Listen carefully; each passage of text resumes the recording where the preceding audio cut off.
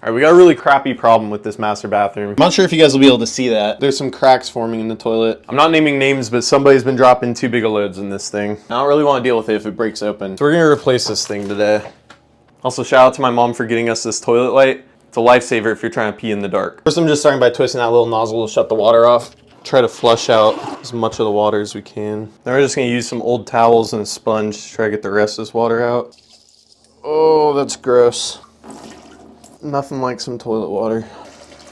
I've heard people say you can just use a shop vac to get the water out, but I don't have a wet filter for mine. I don't want to ruin it. Apparently pee's super sterile too, so this actually isn't that gross. This is like the cleanest water you'll ever find. Also gotta get the rest of the water out of the top here. The worst part of this whole process is coming up. I'm not excited. Gotta throw some towels down for this. Toilet should come out now if we just try to put a trash bag around the bottom. There we go. Oh my gosh, dude. Why do they make toilets so heavy? This stuff right here is the worst part of this. I'm gonna put a sponge in here just to try to stop the smell. Now we gotta remove all the wax. Should've just put these on in the first place. Apparently the toilet was like crumbling underneath. Maybe this is something else, but it sounds like toilet. Now I'm just using an old putty knife to scrape all this old wax off.